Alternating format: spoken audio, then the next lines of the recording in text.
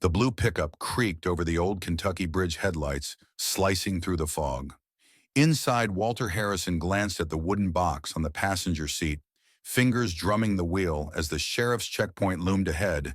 He muttered under his breath, 50 years, and this box is still heavier than it looks.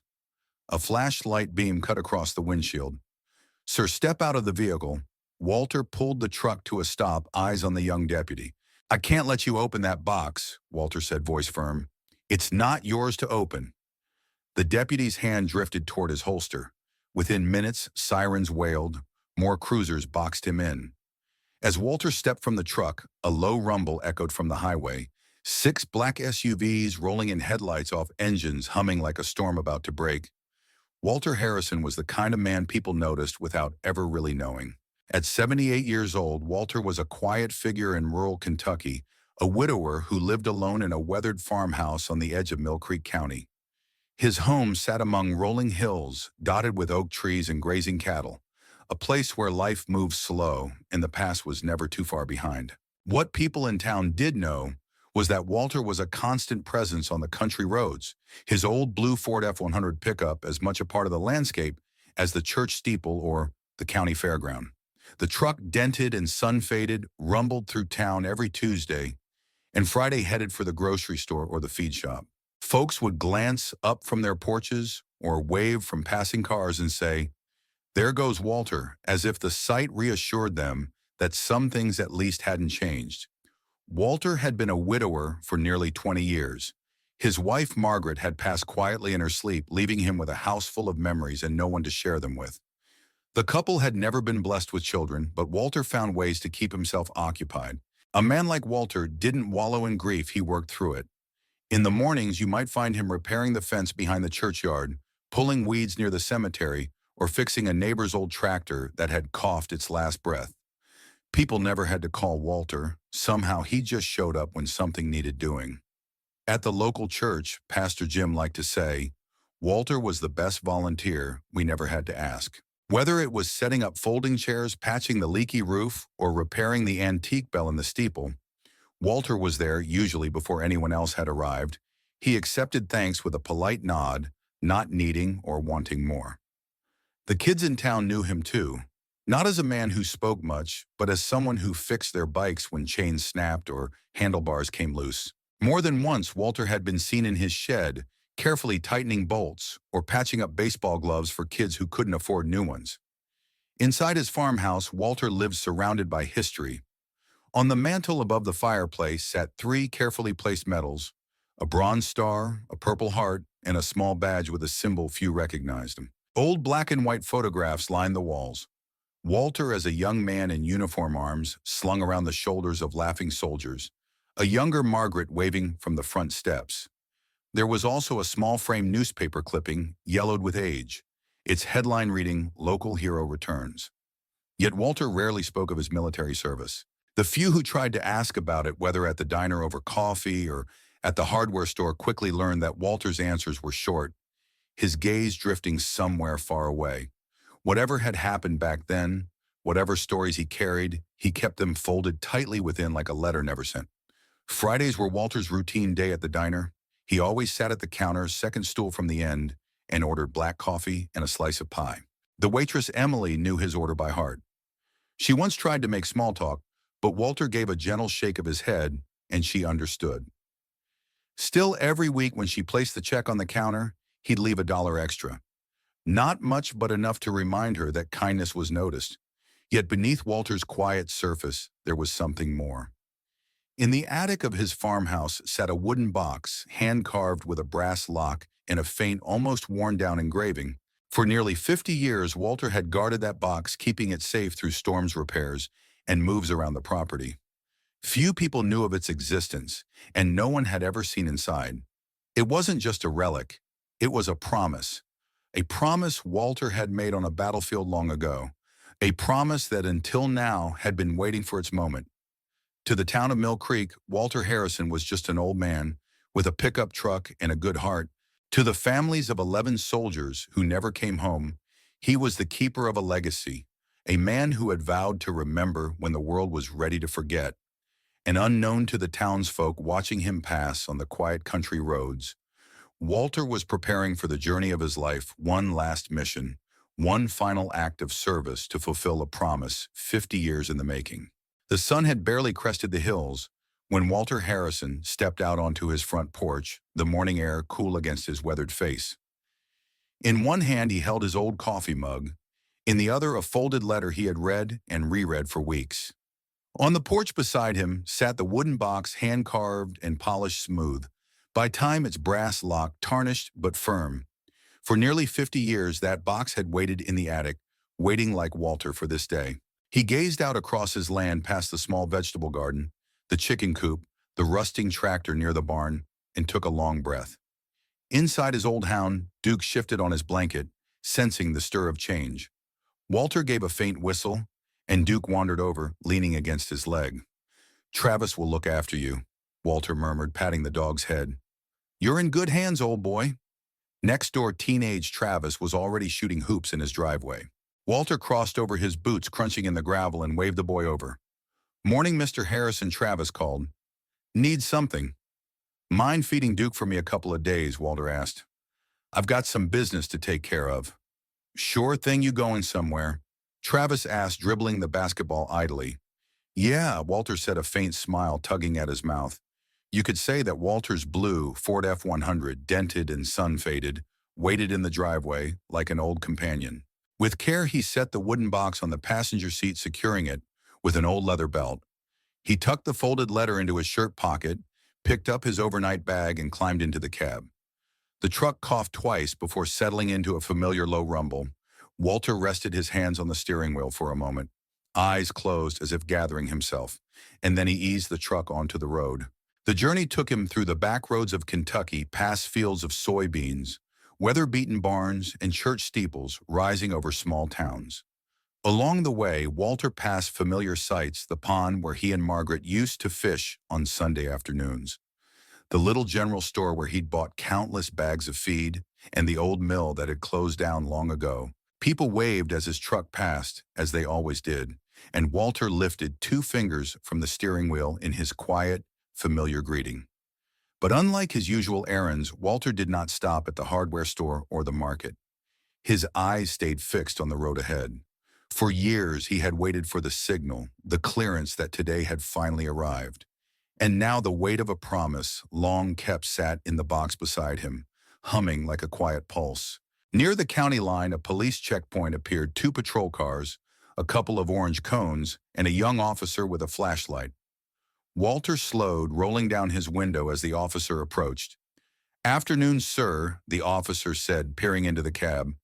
"License and registration, please." Walter handed over his worn documents, his eyes steady. "What brings you out this way today?" "Mr. Harrison," the officer asked politely. "Police business," Walter answered simply. The officer tilted his head, smiling faintly. "Mind if I ask what kind?" Walter's gaze drifted toward the wooden box. "Something that's waited long enough?" That was when the second officer walked up from behind, glancing into the truck. "Sir, we're going to need you to step out of the vehicle," the young deputy said, voice tightening just slightly. Walter's hand moved to rest gently on the box.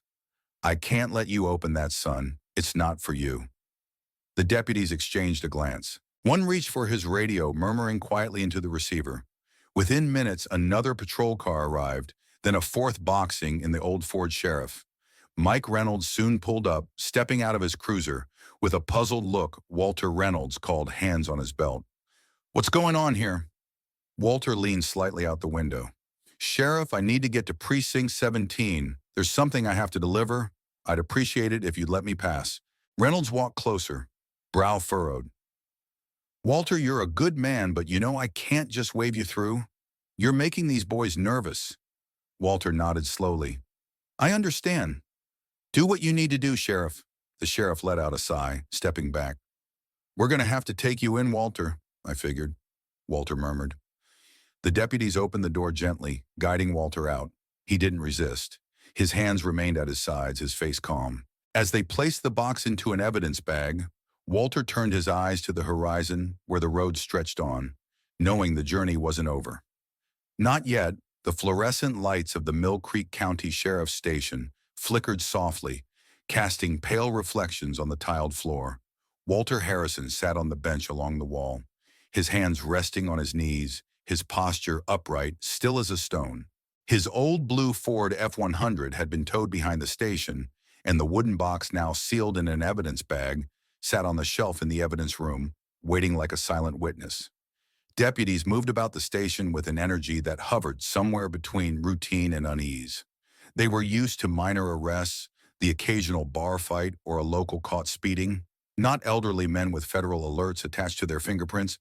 Sheriff Mike Reynolds watched from his office, arms folded across his chest. He'd known Walter for years, everyone had. Walter was the quiet man who helped neighbors fix fences, repaired kids' bicycles, and kept to himself in the corner booth at the diner. Now he was in the booking area, surrounded by young deputies sneaking curious glances at him, between paperwork and whispered questions. Reynolds ran a hand through his thinning hair and sighed, stepping out of his office. "Any update on that federal ping?" he asked as he approached the booking desk. Deputy Tyler, a young officer with less than 3 years on the force, shook his head. "Not yet, Sheriff. The system just says, hold subject, hold evidence, await contact. I've never seen anything like it." "And the box?" Reynolds asked, nodding toward the evidence room. "It's got some kind of old military symbol on it," Tyler said, lowering his voice. "Deputy Morales and Tanner are looking at it now." "Sheriff, what's going on here?" "That's what I intend to find out," Reynolds muttered, straightening his belt.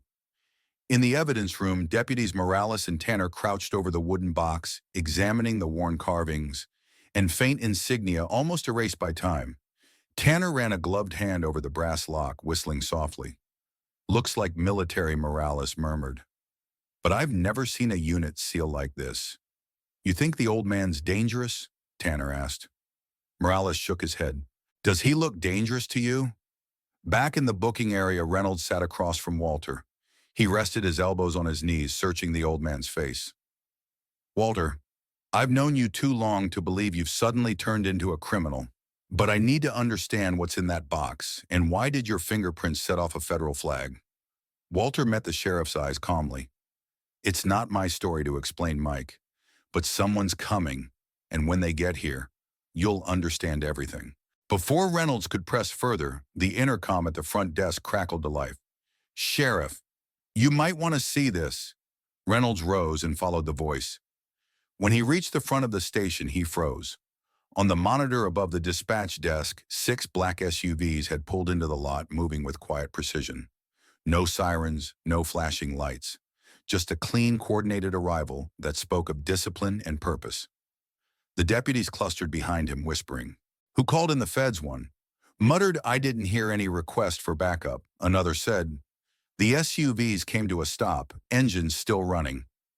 Doors opened in unison, uniformed military police officers emerged, taking positions at the entrances. Their movements efficient and deliberate.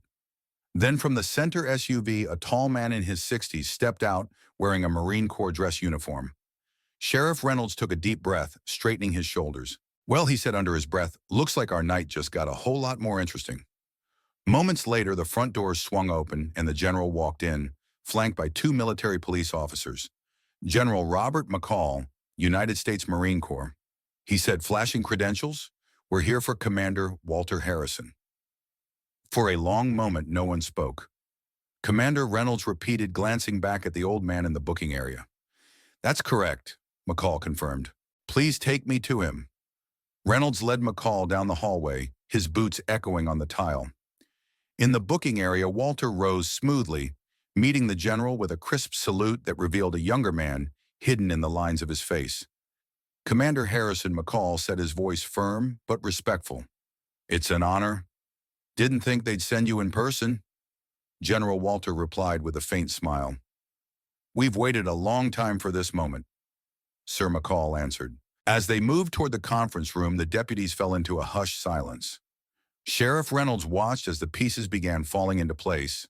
The quiet old man in the truck, the mysterious box, the federal alert, and now a general at his doorstep. And in that moment, Reynolds understood whatever Walter Harrison had carried into his station. That night was something far bigger and far more important than anyone in Mill Creek could have imagined. Inside, the Mill Creek County Sheriff's Station time seemed to slow. Sheriff Mike Reynolds stood at the window watching as the 6 black SUVs glided silently into the parking lot. Their headlights were off, their movements smooth, controlled.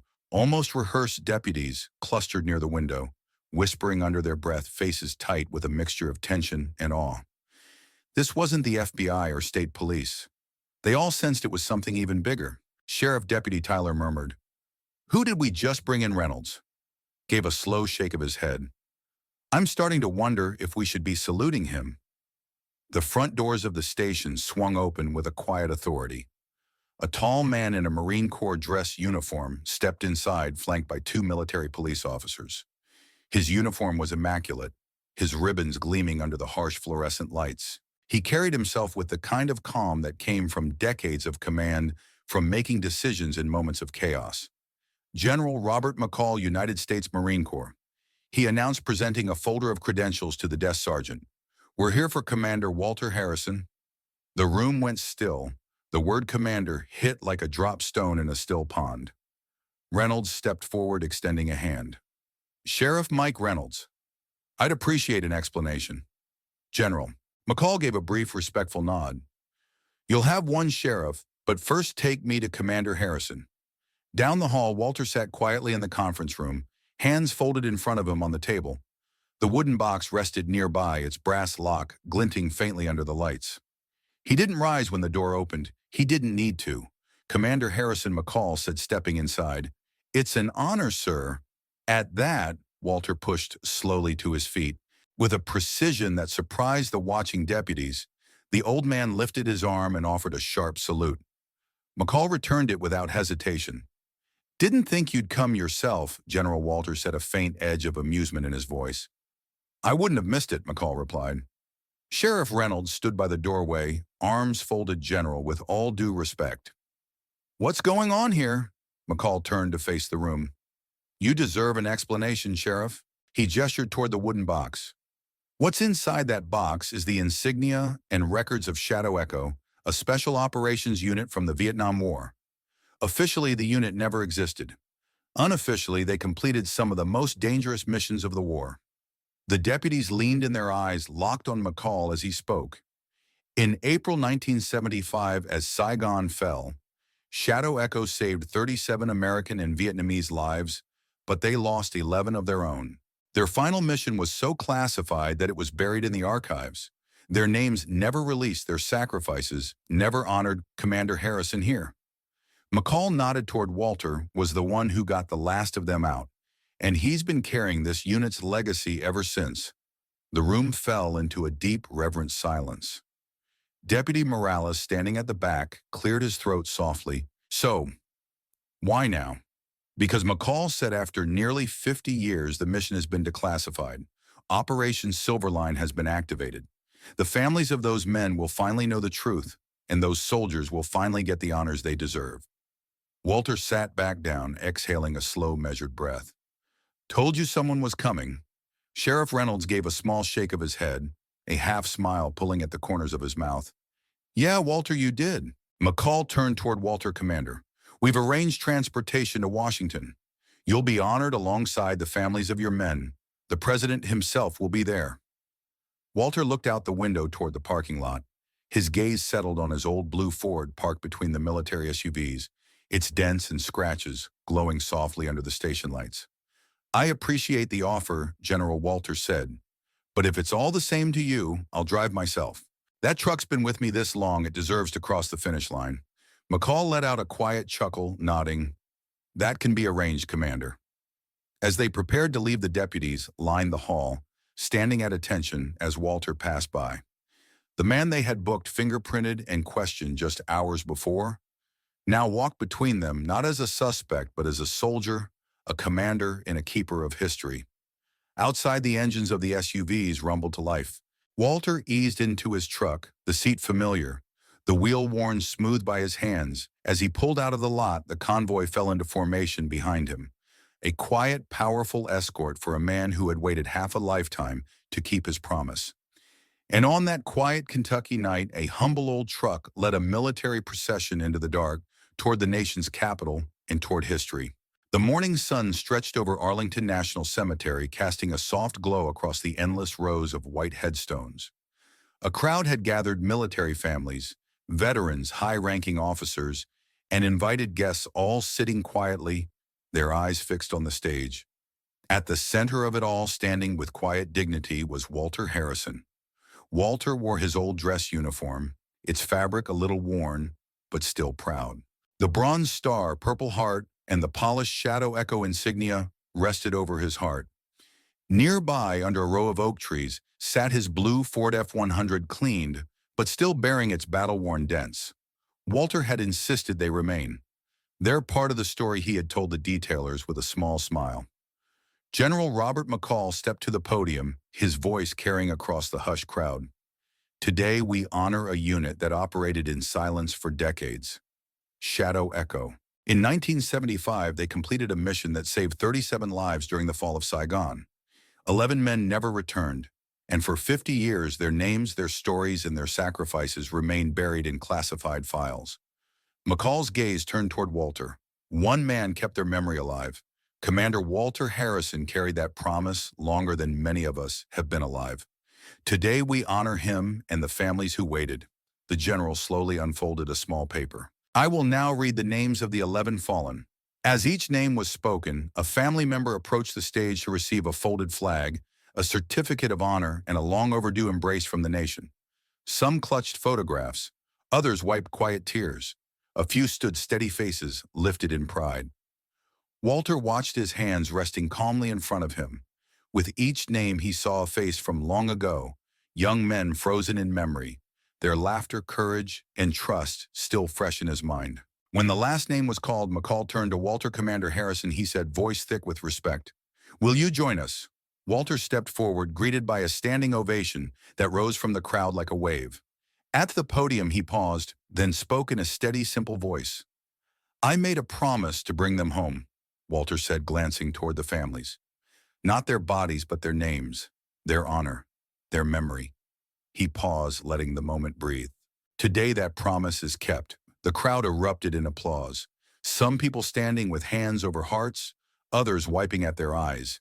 As Walter stepped down, families surrounded him, mothers, sons, daughters, grandchildren offering hugs, thanks and stories. As the ceremony ended, General McCall approached him one last time. We've got transportation ready, Commander. Walter looked toward his truck and smiled. No need, General. She's taken me this far. Seems right, she finishes the job. And so under a late afternoon sun, Walter climbed into his blue Ford, leading the convoy of military vehicles out of Arlington, homeward bound. The Kentucky hills rolled by as Walter Harrison's blue Ford rumbled down the narrow country roads, the familiar hum of its old engine filling the cab.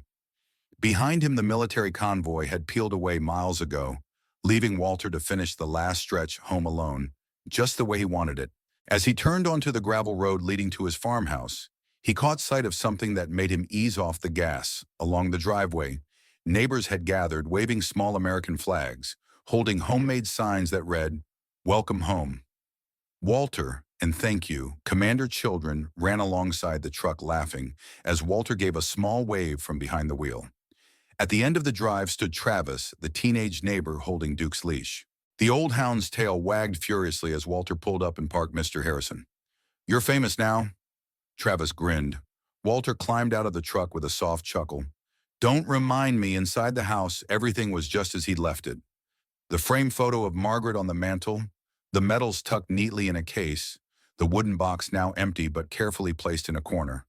As the sun dipped behind the hills, Walter settled into his porch chair, Duke curling up at his feet. For the first time in 50 years, the weight on Walter's shoulders had lifted. The names he had carried were no longer just his burden. They belonged to a grateful nation now. As the stars blinked to life above the Kentucky fields, Walter leaned back, a quiet peace settling over him. He had fulfilled his promise, and now at last he was home, not just in place but in heart. As Walter Harrison sat on his porch, gazing out over the quiet Kentucky hills, his story became more than just a tale of war and honor. It became a lesson for all of us today. In a world moving faster every day, we're reminded that some promises are worth keeping, even when no one is watching. Walter showed us that true honor isn't measured in medals or headlines, but in loyalty, patience, and a heart that refuses to forget. In today's divided world, his story invites us to ask, what promises have we made? Who in our lives deserves a quiet act of remembrance or gratitude? We'd love to hear your thoughts. Have you ever known someone like Walter who kept a promise for years without expecting praise? Share your stories in the comments below. Let's remind each other of the quiet heroes around us. Thank you for watching and sharing this journey with us. If this story moved you, please like the video, subscribe to the channel, and hit the notification bell so you never miss another powerful story. Together, let's keep these lessons alive for generations to come.